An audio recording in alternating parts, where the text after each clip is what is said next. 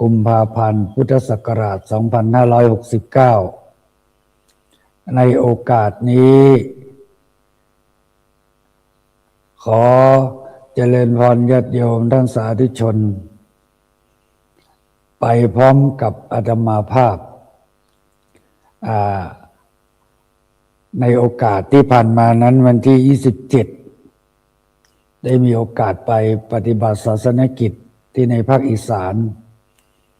ก็วันนี้จะพา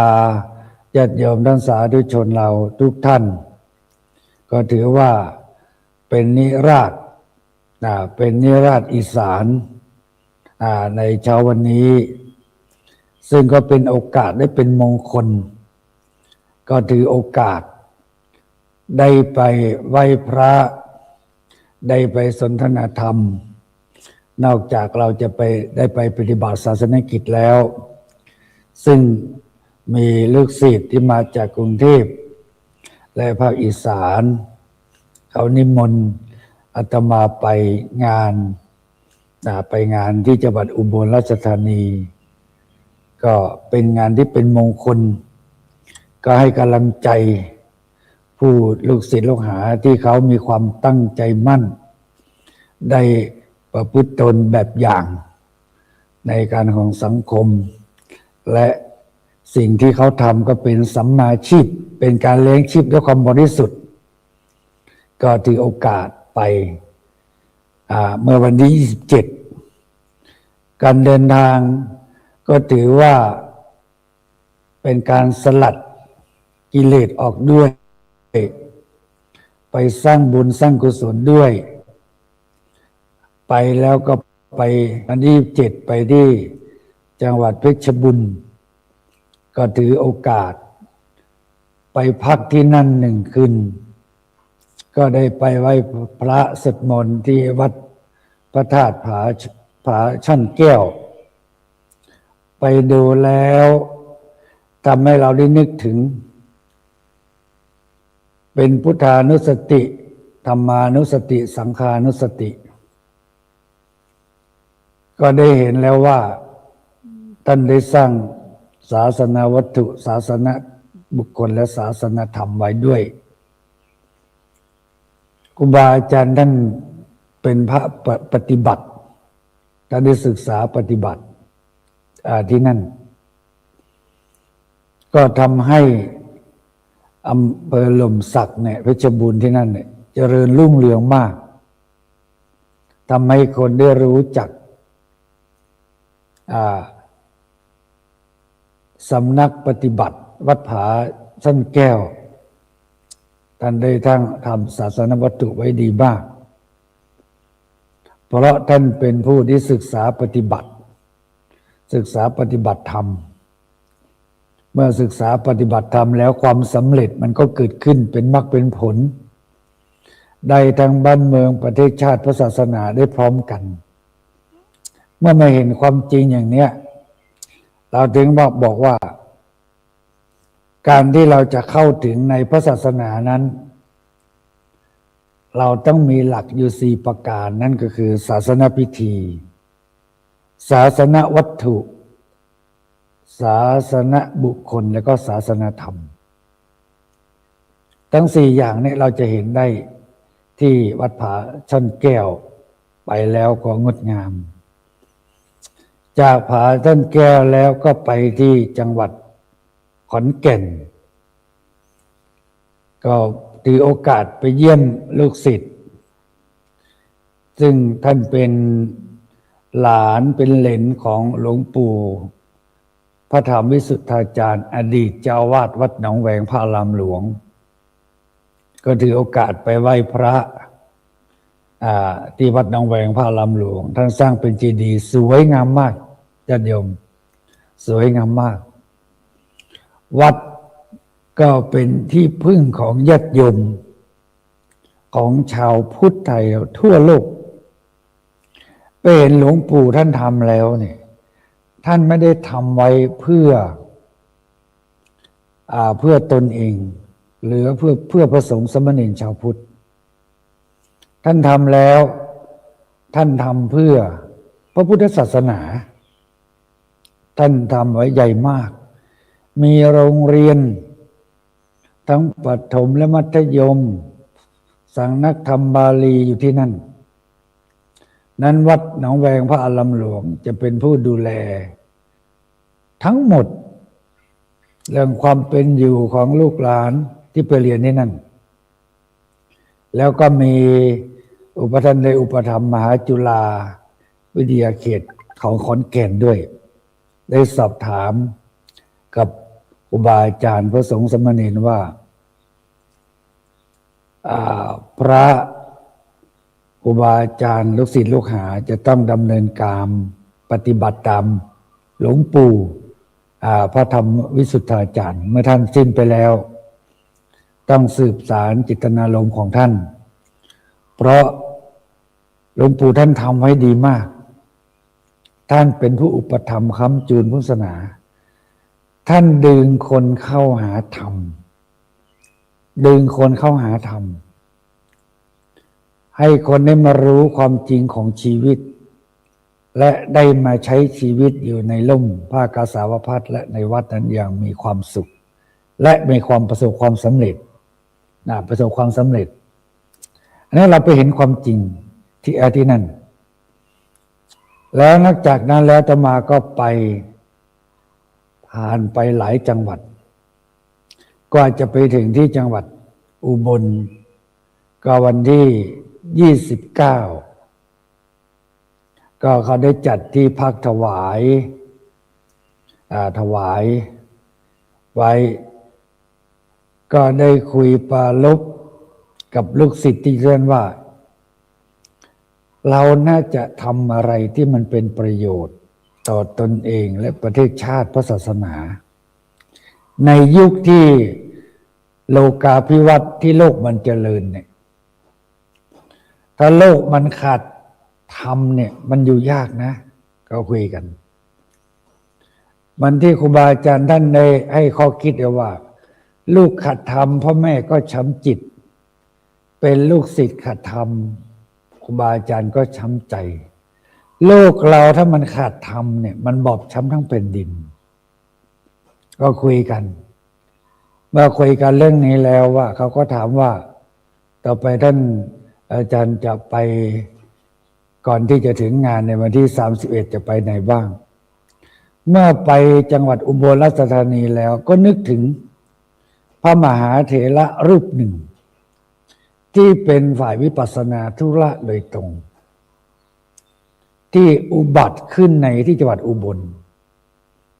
พระมหาเถระรูปนี้ดังไปทั่วโลกถ้าพูดถึงเรื่องชื่อท่านเนี่ยทั่วโลกเนี่ยจะรู้จักนามท่านทันทีในด้านฝ่ายวิปัสสนาธุระท่านมีลูกศิษย์ลูกหาที่เป็นฝรั่งเป็นพระฝรั่งนั่นก็คือพระเดชพระคุณหลวงปู่ชาหรือนามพระราชทานที่พระบาทสมเด็จพระเจ้าอยู่หัวรัชกาลที่9ได้ถวายคือพระโพธิญาณเถระก็ไปวัดหนองป่าพงวัดหนองป่าพงไปแล้ววัดหนองป่าพงเนี่ยเป็นวัดไทยอยู่ในประเทศไทยแต่ว่าดูแล้วฝรั่งเยอะมาก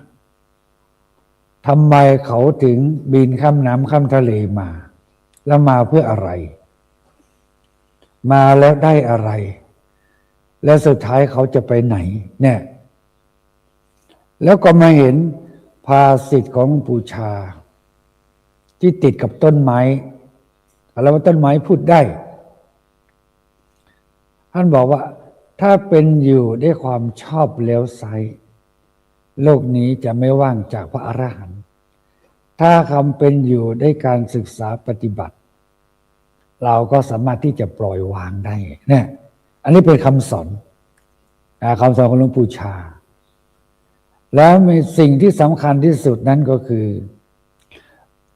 ชีวิตของหลวงปู่ชาเนี่ยท่านได้อุบัติขึ้นในจังหวัดอุบลเนี่ยในขณะนั้นเนี่ยจังหวัดอุบลราชธานีเนี่ยถึงไม่เจริญความเป็นอยู่ก็ลำบาก ญาติโยมส่วนหนึ่งก็มาจากลาวบ้างเขมรบ้างก็มาอยู่แต่นั้นไม่มีความเจริญความอยู่ยากลำบาก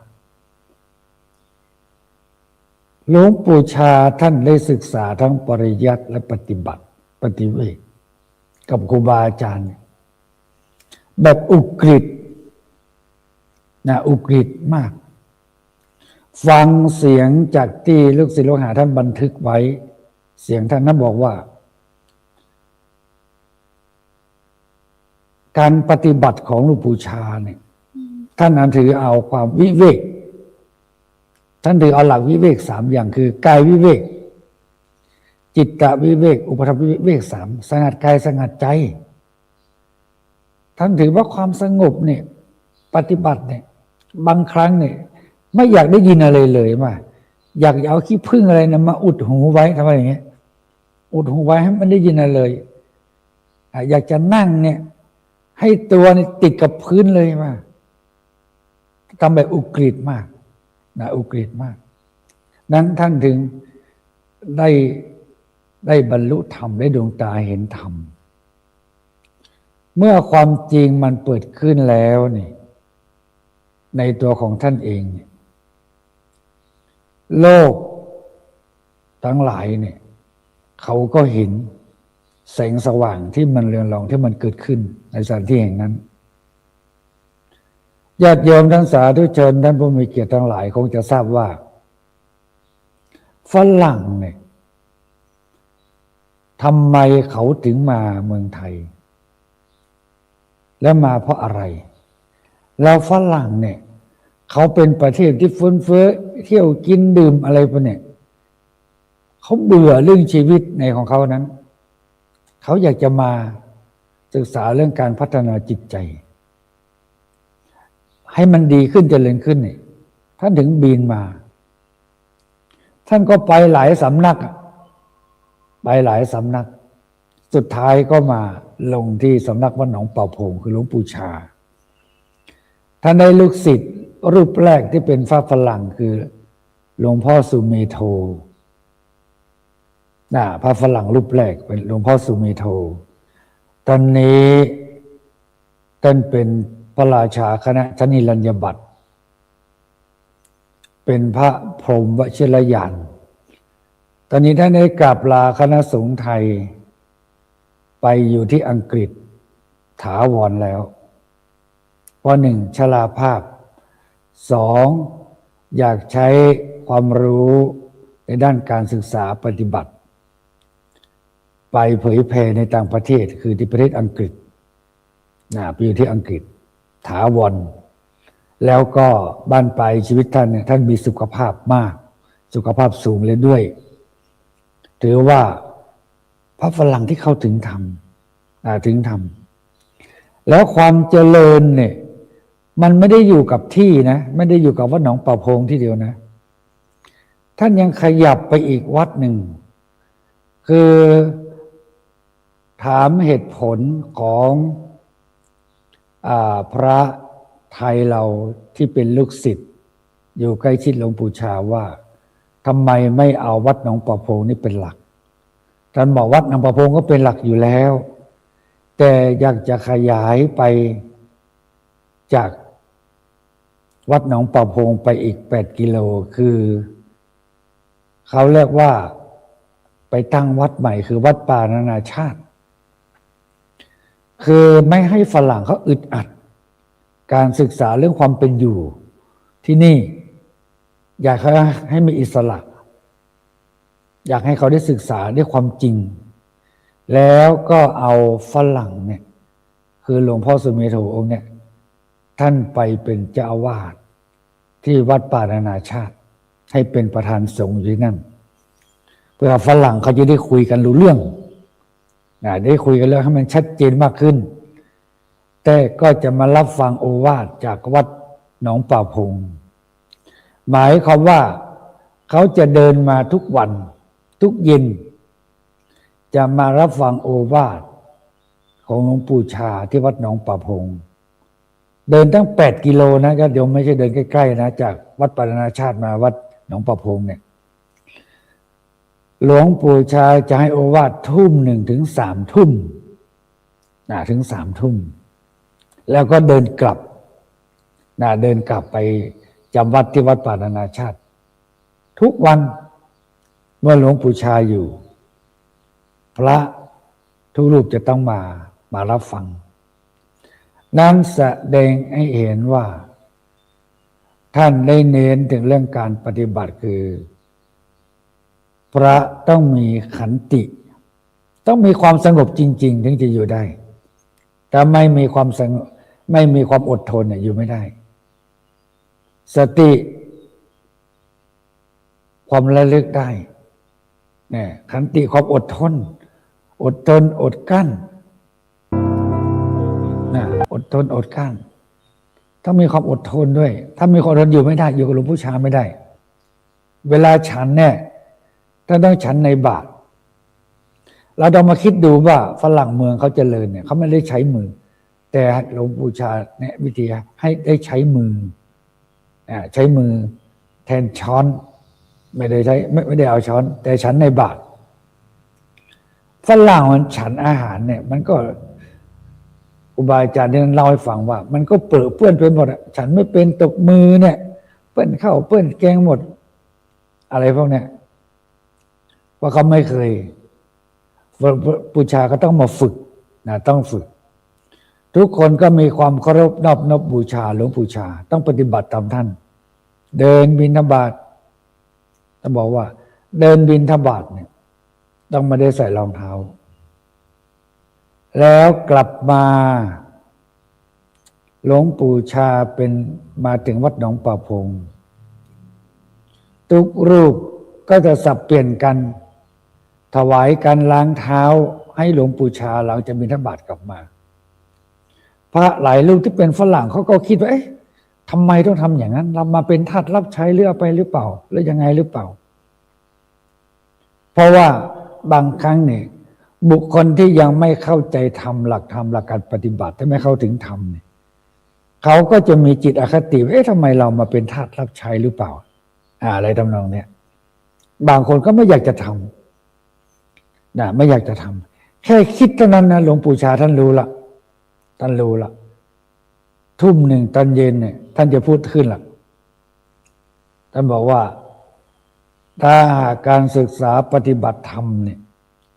ประสงค์รูปไหนถ้ามีทิฏฐิวิบัติเนี่ยกว่าคือความคิดเห็นที่เป็นวิชชาทิฏฐิเนี่ยมันจะเข้าถึงหลักธรรมคำสอนของพระสัมมาสัมพุทธเจ้าเนี่ยเป็นเรื่องที่ยากถ้าไม่ลดทิฏฐิลงมานะท่านบอกว่าเรื่องความเป็นอยู่เนี่ยถ้าไม่ลดทิฏฐินะถ้ามีความเห็นที่ต่างกันกับการศึกษาปฏิบัติเนี่ยมันก็จะลำบากเพราะว่าที่วัดหนองป่าพงสมัยนั้นเนี่ยยังไม่มีน้ำประปาแต่มีหลวงปู่ชาไม่ให้ใช้เข้าห้องน้ำหรือส่งน้ำพระเนี่ยต้องหิ้วไปเองต้องหิ้วไปเองในกุฏิก็ไม่มีไฟฟ้าไม่มีเครื่องอำนวยความสะดวกต้องใช้ตะเกียงต้องใช้ตะเกียงจุดตะเกียงไม่มีแสงไฟต้องจุดตะเกียงอันนี้คือท่านเน้นเรื่องของการปฏิบัติก็ได้กลับเรียนถามพระที่นั่นว่าทำไมหลวงปู่ท่านจึงใช้วิธีนี้ท่านบอกว่าถ้าไม่เน้นเรื่องการปฏิบัติความเป็นอยู่เนี่ยแบบสะดวกสบายเนี่ยเหมือนเราอยู่ที่บ้านเราเนี่ยก็ไม่ต่างอะไรกับคฤหัสถ์ญาติโยมที่เขาอยู่ที่บ้านถ้าไม่รู้จักความทุกข์เนี่ยจะไม่รู้คำว่าสุขนั้นพระพุทธเจ้าท่านถึงได้ตรัสรู้ธรรมเนี่ยเขาเรียกว่าอริยสัจสี่ที่เรารู้กันในอริยสัจสี่เนี่ยพระพุทธเจ้าเอาทุกข์ขึ้นก่อนทำไมท่านสอนเรื่องทุกข์แน่อันนี้คือเหตุผลท ท่านสอนเรื่องทุกข์ก่อนว่าเอาทุกข์ขึ้นก่อนเนี่ยทุกข์ขึ้นก่อน ถ้าอยู่สบายกินสบายเนี่ยแล้วรสชาติของชีวิตเนี่ยมันก็ไม่ดี ประโยชน์ที่จะเกิดมาจากความสำเร็จมันมีน้อยมากนั้นญาติโยมนักสาธุชนทั้งหลายว่าเราจะเห็นได้ว่าบุคคลที่ตั้งใจศึกษาปฏิบัติอยู่ด้วยความยากลำบากเนี่ยขาดบ้างอะไรบ้างเนี่ยอดบ้างอะไรบ้างเนี่ยมักจะมีความสำเร็จอย่างในล้านนาเราเนี่ยพระมหาเถระที่อุบัติขึ้นที่ในยุคของพวกเราทั้งหลายเนี่ยอย่างพระสิริมังคลาจารย์อันนั้นยุคในอดีตหลังจากนั้นมาก็มีท่านครูบาเจ้าศรีวิชัยเนี่ยท่านจะเห็นว่าครูบาเนี่ยลำบากมากเดินไปทั่วภาคเหนือตอนบนเนี่ยเดินไปทั่วนั่งรับพรให้โยมที่จะมากราบไหว้นะทั้งวันทั้งวันอันนี้เราจะเห็นได้ว่าเนี่ยต้องใช้อดทนอดทนอันนั้นถึงมีความสำเร็จเมื่อจากวัดป่าโพงเจริญรุ่งเรืองแล้วขยายไปสร้างวัดป่านานาชาติก็หลวงพ่อสุเมโธนี่ท่านก็ลาออกจากเจ้าอาวาสแล้วก็เจ้าอาวาสรูปใหม่รูปปัจจุบันเนี่ยก็เป็นพระมหาเถระก็เป็นฝรั่งเหมือนกันเป็นฝรั่งญาติโยมทั้งสาธุชนไปแล้วเนี่ยไปเห็นแล้วเนี่ยวัดป่านานาชาติเนี่ยสมที่เป็นวัดป่านานาชาติเหมือนไม่ใช่เมืองไทยไม่ใช่ว่าต้นไม้มี2-3ต้น4-5ต้นแล้วเป็นวัดป่าไม่ใช่นะอันนี้เป็นป่าจริงๆต้นไม้เนี่ยใหญ่มากมืดอุโบสถท่านสร้างก็สวยสดงดงามศาลาใหญ่มากสะอาดสะอ้านเข้าไปสามารถไปไหว้พระแล้วก็นั่งสมาธิเป็นระเบียบเรียบร้อยไม่ละเกะกะเครื่องอะไรต่างๆที่บูชาพระพุทธรูปเนี่ยไม่ได้เยอะแยะเหมือนบ้านเราเนี่ยเยอะเกินไปบางโต๊ะหมู่บูชาเนี่ยเต็มไปด้วยอะไรไม่รู้คือมันเกินที่นั่นเขาทำเรียบร้อยมากแล้วก็สะอาดเข้าไปแล้ววัดร่มรื่นร่มรื่นมากเลยนั้นได้สอบถามพระที่วัดหนองป่าพงแล้วก็วัดป่านานาชาติทั้งสองที่เนี่ยเขาก็ให้ได้แนวคิดว่าหลวงปู่ชาท่านได้สร้างวัดเนี่ยท่านบอกว่าท่านสร้างวัดจริงๆไม่ได้สร้างวัดให้เป็นวิกทำอย่างนี้ถ้าใครอยากสนุนเรื่องเฮฮาก็ไปที่อื่นถ้าใครอยากศึกษาปฏิบัติด้วยความสงบเนี่ยก็มาที่นี่ถ้ามาอย่างนี้นั้นเข้าวัดแล้วต้องสงบก็เรียนถามว่าท่านเอาประเพณีไหมก็ประเพณีเนี่ยคือการไหว้พระสวดมนต์การศึกษาปฏิบัติกิจต่างๆเนี่ยก็มีอยู่บ้างแต่มีไม่มากศาสนวัตถุมีไหมก็มีโบสถ์วิหารศาลาก็มีก็เหมือนวัดทั่วไปแต่ว่าสะอาดสะอ้านแต่ข้อสำคัญคือศาสนบุคคลมีคุณภาพมีบุคคลภาพไปไม่ว่าพระหรือญาติโยมไปที่นั่นจะต้องถือหลักของการปฏิบัติแล้วก็สงบเขาไม่มีการพูดคุยกันต่างคนต่างศึกษาและปฏิบัติไปศึกษาเมื่อศาสนบุค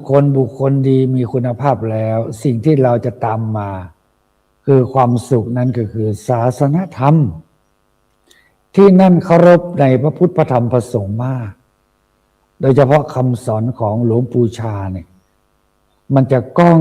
อยู่ในหูในใจของญาติโยมของพระสงฆ์ที่อยู่ที่นั่นตอนนี้ ก็มีพระเดชพระคุณหลวงปู่พระพรหมวชิรยานโสพลหลวงปู่เลี่ยมหลวงปู่เลี่ยมก็80 กว่าแล้วท่านเป็นประธานสงฆ์อยู่ที่นั่นก็ถือเอาปฏิปทาดำเนินตามมรรคที่หลวงปู่ชาได้ให้แนวทางไว้การปฏิบัติเนี่ยผลคือความสำเร็จอันนี้ความสำเร็จนั้นในอนาคตการข้างหน้าเนี่ยเขาศึกษาปฏิบัติดีเนี่ยเขาส่งฝรั่งเนี่ยไปอยู่ทั่วโลกนั้นหลวงปู่ชาจะมีวัดอยู่ทั่วโลกทั่วโลกปีหนึ่งเขาจะมาพร้อมกันคือเขาเรียกวันอาเจริยบูชาจะมาบูชาหลวงปู่ชาคนนี้เป็นหลักหมื่นหลักแสนไปที่นั่นฝรั่งมาเยอะมากเลยเยอะมากนี่เลยญาติโยมท่านสาธุชนทั้งหลายนั้นการเข้าวัดอยากให้ท่านทั้งหลายได้มีความสงบเลือกวัดที่จะไปวัดไหนที่เป็นวิกเนี่ยเราไม่ต้องเข้าก็ได้ไปวัดที่เป็นวัดที่มันวัดใจเราจริงๆเนี่ยวัดวอเวนวิหารเด็กเนี่ยวัดเนี่ยให้เราเข้าถึงวัดไปวัดให้เข้าถึงวัดเข้าถึงวัดไม่ใช่ว่าไปวัดแล้วจะเอาอะไรติดไม้ติดมือมาไม่ใช่เราไปวัดแล้วให้เข้าถึงวัดให้จิตใจเราดีและเบิกบานอันนี้ให้เราได้รับความรู้ได้รับความสุขนั้นในวันนี้ญาติโยมท่านสาธุชนธรรมาภาพได้นำญาติโยมไปนิราศของภาคอีสานในวันนี้ศีลธรรมกรรมฐานความดีท่านทั้งหลายก็นำมาแบ่งปันญาติโยมท่านสาธุชนทุกท่านที่ได้รับฟังขอให้ท่านทั้งหลายได้มีความสุขสวัสดิ์วิพัฒนมงคลสมบูรณ์ผลอันพึงปรารถนาแม้นว่ามุ่งมาตรปรารถนาสิ่งหนึ่งประการใดที่ชอบประกอบด้วยธรรมสัมมาปฏิบัติขอให้ทุกท่านมีความสำเร็จดังปรารถนาทุกประการทุกท่านเถิด